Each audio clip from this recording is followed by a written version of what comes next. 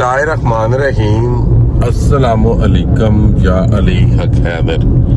उम्मीद कर रहे जी सारे भरा ठीक हो ते अल्लाह ताला तुहानू सारे ठीक रखे जी। ते अज दा व्लॉग है खास उन्हां भरावां वास्ते जे ट्रैवलिंग करते ने, खास तौर ते मोटरवे दी SOPs के हवाले दे नाल जेहड़े कि ये वीडियो बनाई जा रही है। जेहड़े भरा ट्रैवलिंग करते ने वो लाजमी ये वीडियो वेख लियो कि किहड़ियां चीज़ां दा ख्याल रखो तो थोड़ा चलान नहीं होने लगा। तो अगर न्यू रखन लगे तो फिर सुनिया कि हुण 2500 तो तकरीबन 15,000 का चलान हो गया आवे ओवर स्पीड का। ठीक है, असी ट्रैवलिंग शुरू करन लगे हाँ सियालकोट टू फैसलाबाद। ठीक है, बजरिया है मोटरवे। तो लो जी फिर सफ़र करने शुरू। अगर थोड़ी गड्डी खराब हो जाए तो तुसी किस नंबर ते गाल करनी है ये भी इस वीडियो च दस्या जाएगा। तो मोटरवे वाले थोड़े कोल किंज पहुंचण दे जेड़ा भी थोड़ा मसला होवेगा गड्डी दा कोई भी सिस्टम होवेगा ओदा हल किंज होवेगा। ठीक है, ये सारा इस वीडियो दे दस्या जाएगा। तो सफ़र करने तो पहला जनाब अपनी आवाज़ चेक करवानी है जी। यह जवान इस टाइम जो ना वाह पा रहा जी गड्डी ते असीं इस टाइम जनाब लाहौर सियालकोट मोटरवे ते हैं जी।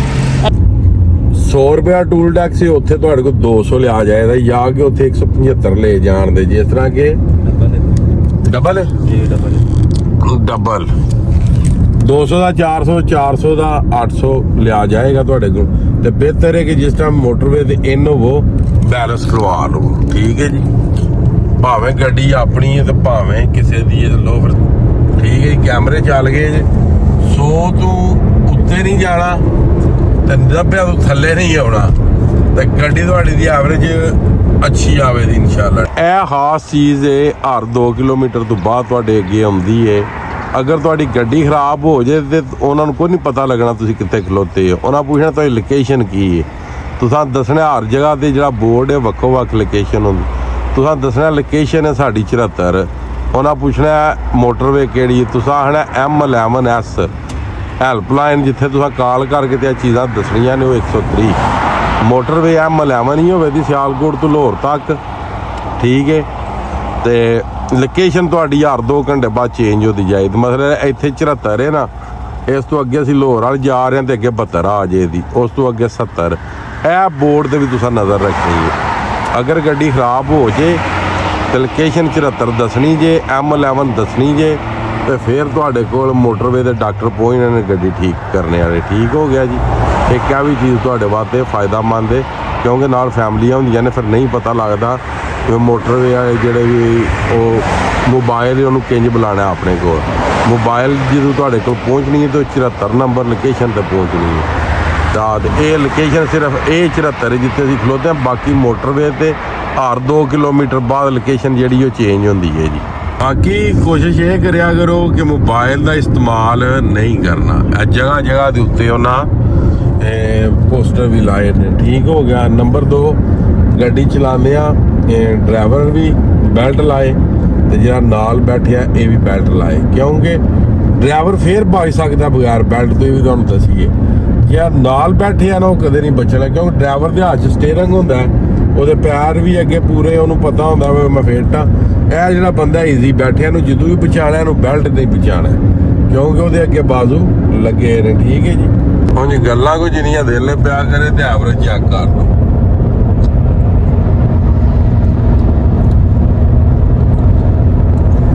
इतों महसूस होया स्पीड होवे ना 190 की तो एवरेज जनाब GLI जी है ना ये भी 19.34 की कर जाती है। ठीक है जी, तुहानू विखा दिता जी। ठीक है जी, सियालकोट मोटरवे ते जनाब एक ही आरामगाह जे, खाने वाला सिस्टम जी इत्थे ते तेल वाला सिस्टम जी इत्थे। ठीक है, एक इस साइड ते जांदियां खब्बे हाथ लाहौर वाली साइड ते, दूजा कोई 4-5 किलोमीटर छड्ड के ते अगे इस हाथ आवेगा। ठीक है जी, ये तुसीं हुण वेख लो कि पिछू तेल पवाना या इथों तेल पवाना जी, क्या की करना। दूसरा जनाब है लंघ गया जी दूसरी साइड ते। ਅੱਗੋਂ ਤੁਹਾਡੀ ਜਨਾਬ ਆਪਣੀ ਮਰਜ਼ੀ ਹੈ, ਭਾਵੇਂ ਉੱਥੋਂ ਪੈਟਰੋਲ ਪਵਾ ਲਓ ਭਾਵੇਂ ਲਾਹੌਰ ਹੁੰਦੇ ਆ। ਸਿਆਲਕੋਟ ਹੁੰਦਿਆ ਥੋੜਾ ਸਫ਼ਰ ਹੈ ਤੇ ਲਾਹੌਰੋਂ ਹੁੰਦਿਆ ਬਹੁਤਾ ਸਫ਼ਰ ਹੈ ਜੀ। ਹੁਣ ਇਸਲਾਮਾਬਾਦ ਮੋਟਰਵੇ ਤੋਂ ਨਾ ਜੀ ਅਸੀਂ ਕਰਾਚੀ ਮੁਲਤਾਨ ਮੋਟਰਵੇ ਦੀ ਇੰਟਰ ਹੋ ਚੱਲੇ ਆ, ਤੇ ਇਹ ਸਾਨੂੰ ਫੈਸਲਾਬਾਦ ਨੂੰ ਲੈ ਕੇ ਜਾਏਗੀ। ਲਾਹੌਰ ਇਸਲਾਮਾਬਾਦ ਮੋਟਰਵੇ ਛੱਡ ਕੇ ਤੇ ਕਰਾਚੀ ਮੁਲਤਾਨ ਮੋਟਰਵੇ ਤੇ ਹੋ ਗਿਆ ਜੀ ਇੰਟਰ। ਜਿਵੇਂ ਕਿ ਤੁਹਾਨੂੰ ਪਤਾ ਹੈ ਜੀ ਸਫ਼ਰ ਕਰ ਰਹੇ ਹਾਂ। ਸਫ਼ਰ ਦੇ ਦੌਰਾਨ ਜਨਾਬ ਇੱਕ ਪਿੰਡ ਵਾਲੀ ਸਾਈਡ ਤੇ ਗਏ ਆ, ਨਮਾਜ਼ ਦਾ ਟਾਈਮ ਹੋ ਗਿਆ ਸੀ। ਅੱਜ ਨੂੰ ਸਾਨੂੰ ਜਨਾਬ ਮਸਜਿਦ ਲੱਭੀ। ਹਾਂ ਜੀ ਬੇ ਸਾਹਿਬ ਨਮਾਜ਼ ਦਾ ਕੀਤੀ। ਮੈਂ ਆਖਿਆ ਹੁਣ ਕੰਮ ਕੋਈ ਥੋੜਾ ਅੰਦਰ ਦਾ ਹੋਣੇ ਵਾਲਾ ਸੀ। ਮੈਂ ਹੁਣ ਇੱਕ ਵਾਰ ਤਾਂ ਪੂਰੀ ਸੈਟਿੰਗ ਕਰਕੇ ਤੇ ਫਿਰ ਸਫ਼ਰ ਸ਼ੁਰੂ ਕਰਨੇ ਜੀ। ਨਮਾਜ਼ ਪੜ੍ਹ ਲਈ ਹੁਣ ਸਫਾਈਆਂ ਕਰਕੇ ਬਹੁਤ ਮਾਮਲਾ ਖਰਾਬ ਹੋਏ ਸਨ ਅੰਦਰ ਦੇ। ਇਹ ਲੱਗਿਆ ਰਹਿੰਦੇ ਫਿਰ ਜਾਣੇ ਲੱਗੇ ਆ ਸਾਹਮਣੇ ਸਾਰੇ ਕਲੀਨ ਸ਼ੀਟ ਜੋ ਕਿ ਬਾਹਰ ਸੁੱਟੇ ਨੇ। ਪਹਿਲਾਂ ਮੈਂ ਸਾਫ਼ ਕਰਕੇ ਡਾਕਟਰ ਜਾਂ ਪਾਣੀ ਖਾਣੀ ਲੈ ਕੇ ਆ ਰਹੇ ਨੇ। ਠੀਕ ਹੈ ਜੀ। ਮੈਂ ਇੱਕ ਵਾਰ ਡਾਕਟਰ ਸਾਹਿਬ ਆ ਨਾ ਐਕਸਰਾ ਕਰ ਲਈਏ ਬਾਹਰ, ਮੋਬਾਈਲ ਆ ਹੀ ਨਹੀਂ ਲਿਆ ਨਾਲ ਨਾਲੇ। ਮੈਂ ਕਿਹਾ ਚਲੋ ਜਿਹੜਾ ਵੀ ਮੁਸਾਫਰ ਆਵੇ ਨਮਾਜ਼ ਤੇ ਅੱਛੇ ਤਰੀਕੇ ਨਾਲ ਪੜ੍ਹ ਲਿਆ। ਇਹ ਲਾਚਾ ਕੁਝ ਇੰਝ ਦਾ ਗਿਆ ਨਾ ਲੈਣੀ ਸ਼ੁਰੂ ਹੋ ਜਾਂਦੀ ਦੀਵਾਰਾਂ ਦੇ ਨਾਲ। ਅਸੀਂ ਜੀ ਆਪਣੀ ਮੰਜ਼ਿਲ ਦੇ ਨਜ਼ਦੀਕ ਤਰੀਨ ਪਹੁੰਚ ਆਏ ਹਾਂ। ਸਮੁੰਦਰੀ ਰਹਿ ਗਿਆ ਜਨਾਬ 25 ਕਿਲੋਮੀਟਰ ਤੇ ਤਾਂਦੜਾ ਜਨਾਬ ਮੇਰੀ 26 ਕਿਲੋਮੀਟਰ ਤੇ ਮਲਤਾਨ 211 ਕਿਲੋਮੀਟਰ। ਉਹ ਜੀ ਇਹ ਸਮੁੰਦਰੀ ਇੰਟਰਚੇਂਜ ਹੈ। ਜਿਨ੍ਹਾਂ ਦੇ ਡਬਲ ਪੈਸੇ ਦੇਣੇ ਨੇ ਉਹ ਹੋ ਜਾਣਾ ਇਸ ਸਾਈਡ ਤੋਂ, ਤੇ ਜਿਨ੍ਹਾਂ ਥੋੜੇ ਪੈਸੇ ਦੇਣੇ ਨੇ ਉਹ ਹੋ ਜਾਣ ਸੈਂਟਰ ਵਾਲੀ ਲਾਈਨ 'ਚ।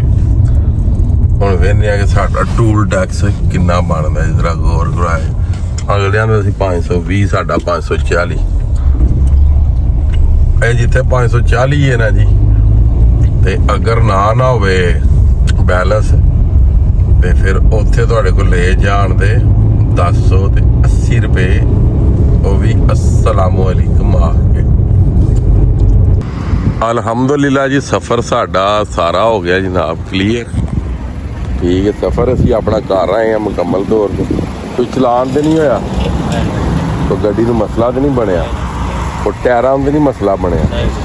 ਇਹ ਜਨਾਬ ਗੱਲ ਹੈ ਕਿ ਜਦੋਂ ਤੁਸੀਂ ਸਾਰੇ SOPs ਦਾ ਖਿਆਲ ਰੱਖੋਗੇ ਤੇ ਤੁਹਾਨੂੰ ਕੋਈ ਮਸਲਾ ਨਹੀਂ ਬਣਨ ਲੱਗਦਾ। ਤੇ ਜਦੋਂ ਤੁਸੀਂ SOPs ਦਾ ਖਿਆਲ ਨਹੀਂ ਨਾ ਰੱਖਣ ਲਗੇ ਫਿਰ ਤੁਹਾਡੇ ਚਲਾਨ ਵੀ ਹੋਣ ਦੇ, ਵਾਚ ਨਹੀਂ ਚੈੱਕ ਕਰਾਈ, ਟਾਇਰ ਵੀ ਫਟਣ ਦੇ, ਸਾਰੇ ਕੰਮ ਹੋਣ ਦੇ। ਬਾਕੀ ਅੱਲਾਹ ਤਾਲਾ ਸਾਰਿਆਂ ਨੂੰ ਆਪਣੀ ਸਮਾਜ 'ਚ ਰੱਖੇ। ਮੁਕੰਮਲ SOPs ਜਿਹੜੀ ਤੁਹਾਨੂੰ ਇਸ ਵੀਡੀਓ 'ਚ ਦੱਸ ਦਿੱਤੀ ਗਈ ਅੱਜ ਦੀ ਵੀਡੀਓ। ਤੇ ਅੱਜ ਦਾ ਵਲੌਗ ਕਰਨੇ ਖਤਮ, ਉਹਨੂੰ ਦਿਓ ਇਜਾਜ਼ਤ। ਨੈਕਸਟ ਵੀਡੀਓ ਆਉਣ ਤੱਕ ਜ਼ਿਆਦਾ ਆਪਣਾ ਖਿਆਲ ਰੱਖਿਓ। ਆਪਣੀਆਂ ਖਾਸ ਦੁਆਵਾਂ ਵਿੱਚ ਮੈਨੂੰ ਯਾਦ ਰੱਖੇ। ਇਨਸ਼ਾਅੱਲਾ ਮਿਲਨੇ ਆ ਕਿਸੇ ਨੈਕਸਟ ਵੀਡੀਓ ਦੇ ਨਾਲ। ਅੱਲਾਹ ਹਾਫਿਜ਼, ਫੀ ਮਾਨ ਅੱਲਾ। ਲੋ ਜੀ ਹੁਣ ਤੁਹਾਨੂੰ ਵਿਖਾ ਦਈਏ ਜੀ, ਇਹ ਜਾ ਰਿਹਾ ਜਨਾਬ ਤਾਂਦਲੇ। ਇਹ ਸਮੁੰਦਰੀ ਤੇ ਸਾਹੀਵਾਲ ਵੀ ਅੱਗੋਂ ਇੱਕ ਲਿੰਕ ਜਾਂਦਾ। ਇੱਥੋਂ ਸਾਹੀਵਾਲ ਵੀ ਤੁਸੀਂ ਜਾ ਸਕਦੇ ਹੋ ਸਮੁੰਦਰੀ ਇੰਟਰਚੇਂਜ। ਠੀਕ ਹੈ ਜੀ। ਅਸੀਂ ਹੁਣ ਜਾਣਾ ਇਸ ਸਾਈਡ 'ਤੇ ਜੀ।